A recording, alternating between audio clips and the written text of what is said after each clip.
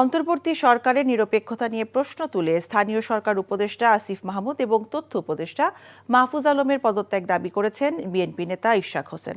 রাজধানীর কাকরাইলে দিনভর তার মেয়রের শপথের দাবিতে করা আন্দোলনের সংহতি জানিয়ে এ দাবি তোলেন তিনি। দাবি মেনে নেওয়া না হলে আন্দোলন চালিয়ে যাওয়ার কথাও জানান বিএনপির এই নেতা।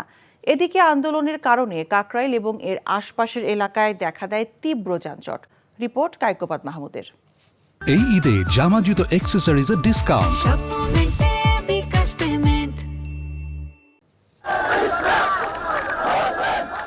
বিএনপি নেতা ইশরাক হোসেনকে ঢাকা দক্ষিণ সিটি কর্পোরেশনের মেয়র পদে দায়িত্ব বুঝিয়ে দেওয়ার দাবিতে দিনভর চলমান আন্দোলনে সন্ধ্যায় সংহতি জানান ইশরাক হোসেন নিজেই।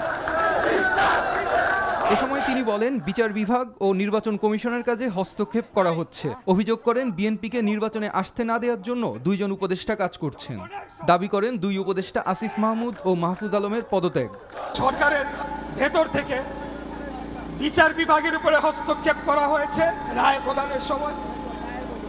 নির্বাচন কমিশনকে এক প্রকার জিম্মি করার চেষ্টা করা আজকে হয়েছে, আপনারা দেখেছেন। এবং সম্পূর্ণ ব্যুরোক্রেসি তারা নিয়ন্ত্রণ করছে। কিভাবে তারা তাদের নিরপেক্ষতা ফিরে পাবে সেটা তাদেরকেই সেই পদক্ষেপটা নিতে হবে। এবং আমি ব্যক্তিগতভাবে মনে করি তার প্রথম কাজটি হচ্ছে স্থানীয় সরকার উপদেষ্টা জনাব আসিফ মাহমুদ সজীব ভুঁইয়াকে অবিলম্বে পদত্যাগ করবে। এরপর আরেক ছাত্র নেতা জনাব মাহফুজ আলম তথ্য উপদেষ্টা, তাকেও পদত্যাগ করতে হবে।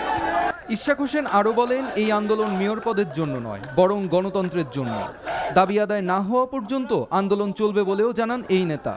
এই যে আন্দোলনটি করছে, আপনাদের কি মনে হয় ইশরাকের মেয়রের জন্য? না, আপনার আমার জনগণের ভোটের অধিকারের জন্য। আজকে থেকে আমিও সর্বাত্মকভাবে এই আন্দোলনে যোগ দিলাম। আমিও পাশাপাশি এখানে অবস্থান করব যতদিন না পর্যন্ত আমাদের দাবি মেনে নেওয়া হবে। এর আগে আন্দোলনের সপ্তম দিনে নগর ভবন ছাড়িয়ে আন্দোলনকারীরা অবস্থান নেন মৎস্য ভবন মোড়, কাকরাইল, গুলিস্তান সহ বেশ কয়েকটি পয়েন্টে। বুধবার সকাল থেকেই সেসব এলাকায় জড়ো হন কয়েক হাজার নেতাকর্মী।